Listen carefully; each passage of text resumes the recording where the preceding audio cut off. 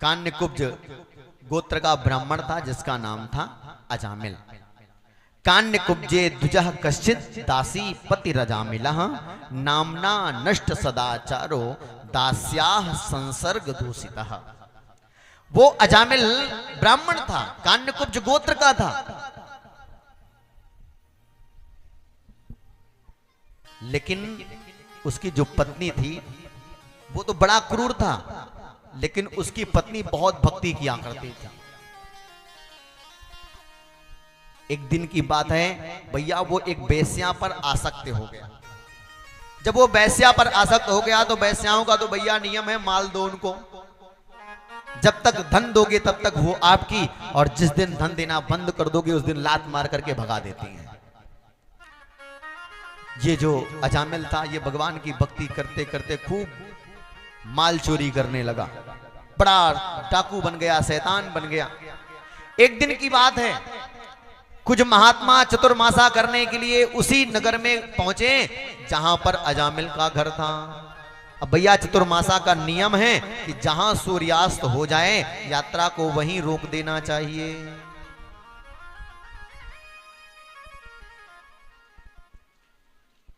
संत रुक गए, तो जहां पर रुके वहां पर कुछ लोगों ने उनसे पूछा, महात्मन कहां जा रहे हो? बोले हम लोग चतुर्मासा कर रहे हैं, ऐसा करो कोई ब्राह्मण का घर बताओ और हम आज उसके यहां रात्रि विश्राम करेंगे। गांव वालों ने हास परिहास किया। भैया कई बार कई गांवों में ऐसा होता है, जब कोई विशेष व्यक्ति आता है ना तो लोग उसके बारे में बातें करने लगते हैं। गांव वालों ने कहा चलो अजामिल के यहां इनको भेज देते हैं, अपमान करेगा इनका। अजामिल के घर में संतों को भेज दिया गया।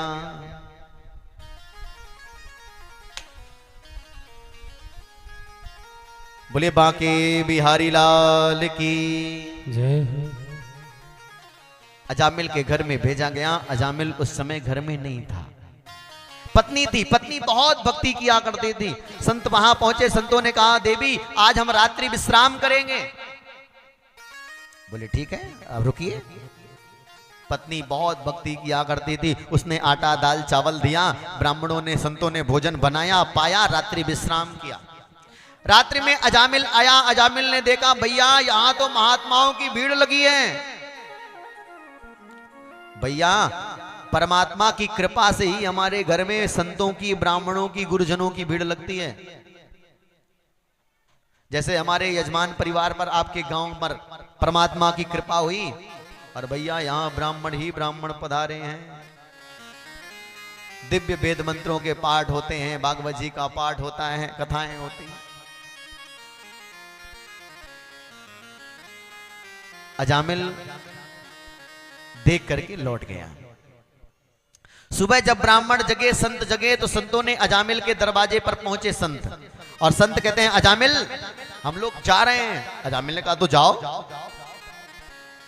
संतों ने कहा अरे भैया ब्राह्मणों को भोजन कराने के बाद दक्षिणा देने का नियम है, तो दक्षिणा नहीं दोगे क्या?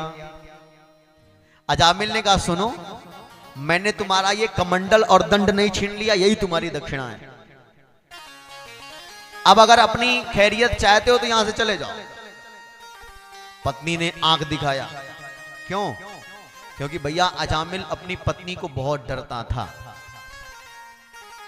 और हमारा मानना है कि डरना भी चाहिए, उसी में कल्याण है। बोले बांके बिहारी लाल की। अजामिल की पत्नी ने कहा रुको, मांग, जो संत मांग रहे हैं उनको दो। संतों ने कहा भैया तुमसे रुपया, कपड़ा, मकान, घर, जमीन, जायदाद नहीं मांगते, बस एक निवेदन है कि भैया तस्य प्रवयसः पुत्र तस तेसाम तो यो वमः बालो नारायणो नामना पित्रोश्च दयितो भृशम। भैया तेरे घर में 9 बालक हो चुके हैं, उनका नाम तुमने अपने अनुसार रखा, पर अब मेरा निवेदन है, हमारा निवेदन है कि हम ये 10वें बच्चे का नाम आप परमात्मा से मिलता जुलता रखो। बोले ठीक है स्वीकार। उसने अपने 10वें पुत्र का नाम नारायण रखा। अब जो अजामिल दिन भर में एको बार भगवान का नाम नहीं लेता था, तो वो 2 4 10 बार तो नाम ले ही लिया करता था। कोई काम होता था, नारायण पानी ले आओ, नारायण भोजन ले आओ, नारायण बिस्तर लगा दो, तो भैया इसको भी भजन माना जाता है। आप आज से 10 वर्ष पूर्व की ओटा लिस्ट उठा करके देखो भैया, रामदास, श्यामदास, राम किशोर, श्याम किशोर, ऐसे ऐसे नाम हुआ करते। सुशीला, सुनीता, विनीता, बनीता, जैसे हमारी माता जी का नाम माया, तो ऐसे नाम रखा करते थे।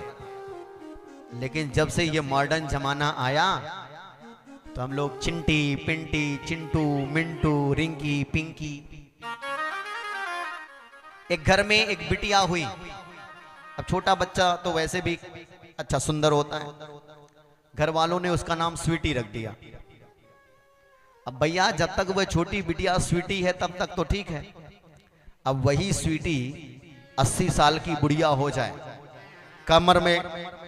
कमर झुक जाए, हाथ में डंडा हो जाए, और भैया कमर झुका करके वो आपके सामने से निकले, फिर आप बोलो स्वीटी, महाराज ऐसा लगेगा जैसे गाली दे रहे हो।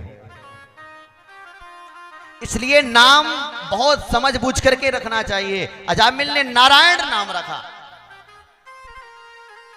अब भैया अजामिल के मरने का समय आ गया, यमराज के पार्षद लेने के लिए आ गए। ध्यान देना, जब मरने का समय आता है ना तो हम लोगों को पता चल जाता है। कैसे पता चलता है बता दें क्या? आगे के सत्र में बताएंगे कि जो मरने वाला प्राणी होता है उसको प्रतीत होने लगता है कि मेरे मरने का समय नजदीक आ गया है। कई बार हम लोग कहा करते हैं कि भैया हमारी दादी जब मरी ना तो उसके 4 दिन पहले से ही कहने लगी थी कि बेटा सेवा कर लो, बस जाने वाली हूं।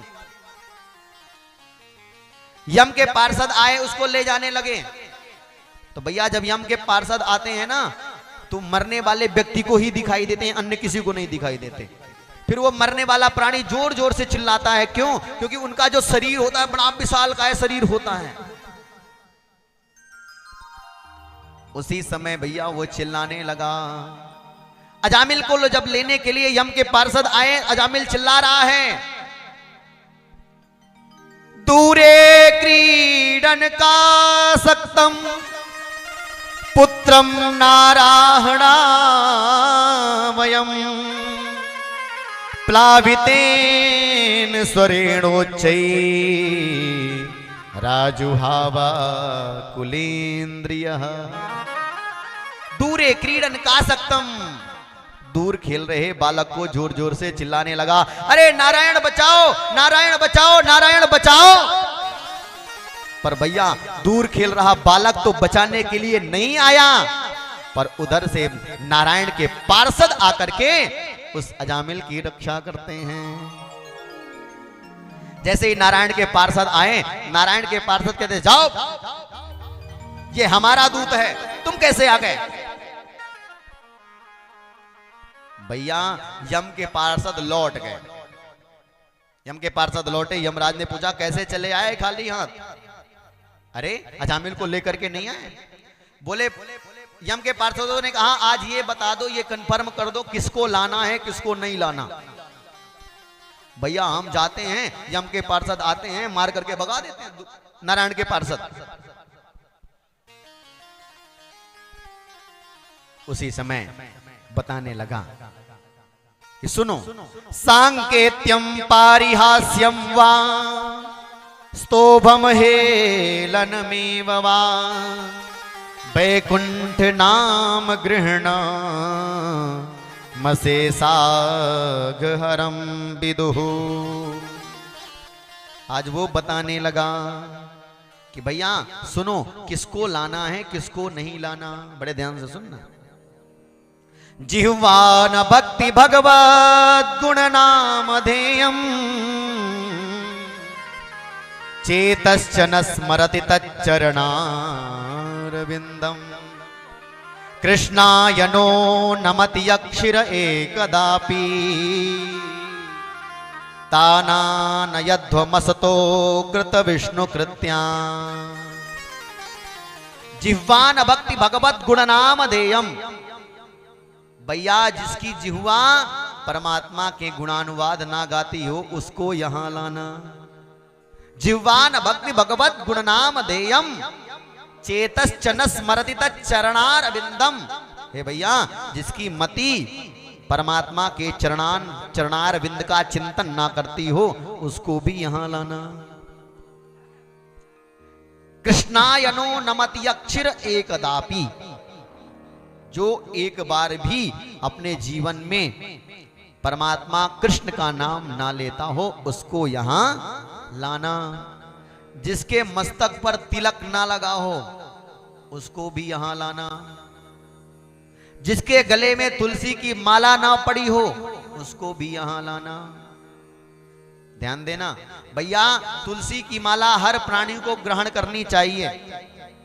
बहुत से लोगों के यहां भ्रांतियां हैं, महाराज सौभाग्यवती स्त्रियों को तुलसी नहीं पहनना चाहिए। क्यों? क्या हमारी तुलसा महारानी सौभाग्यवती नहीं थी? वो भी सौभाग्यवती थी, तो क्या स्त्रियों को नहीं पहनना चाहिए? सभी को पहनना चाहिए। तुलसी गले में धारण करने के कई प्रभाव हैं। जब आप गले में तुलसी धारण करते हो तो भगवान के भक्त हो जाते हो। गले में तुलसी धारण करने से हम जो भी प्रसाद ग्रहण करते हैं, जो भी भोजन या पेय पदार्थ ग्रहण करते हैं, वो सब प्रसाद बन जाता है। क्यों? क्योंकि जो तुलसी की माला होती है वो हमारे कंठ से स्पर्श रहती है। इसलिए तुलसी की माला पहनना चाहिए। या और सरल भाषा में बताएं तो कुत्ते कितने प्रकार के होते हैं? आप लोगों ने कभी सुना?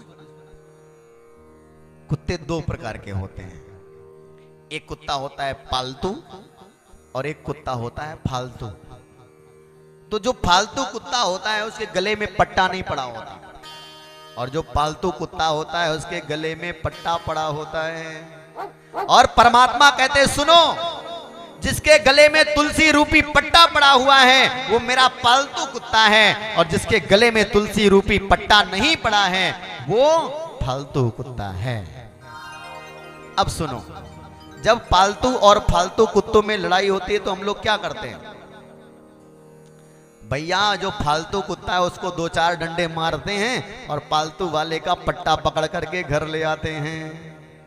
उसी प्रकार नारायण कहते हैं जब मेरा पालतू कुत्ता किसी फालतू कुत्ते से लड़ता है तो भैया मैं उसको दो चार चांटा लगाता हूं, और जो मेरा पालतू वाला है उसको पकड़ करके अपने धाम को ले आता हूं। इसीलिए हम लोगों को तुलसी की माला पहनना चाहिए या मस्तक पर तिलक लगाना चाहिए। शास्त्रों में ऐसा नियम है, ऊर्ध्वपुंड कभी मिटाना नहीं चाहिए। हाँ, त्रिपुंड मिटाने का नियम है कि सूर्यास्त के समय त्रिपुंड को मस्तक से हटा देना चाहिए, लेकिन अगर आपने ऊर्ध्वपुंड लगाया है तो इसको कभी भी नहीं हटाना चाहिए। आज जब यमराज ने बताया कि किसको लाना है किसको नहीं लाना, उसी समय इन लोगों ने कहा सुनो, वो जब उसको लेने गए ना तो वो नारायण नारायण चिल्ला रहा था। यमराज ने कहा बस अब बंद करो, नहीं तो जो बाकी के यहाँ है ना अगर वो भी इस नाम को सुन लेंगे तो वो भी उनका भी उद्धार हो जाएगा। इसलिए भैया अब चुप हो जाओ। अजामिल उपाख्यान हमें बताना चाहता है कि भैया इस संसार में अगर अमृत है तो हरि का नाम है।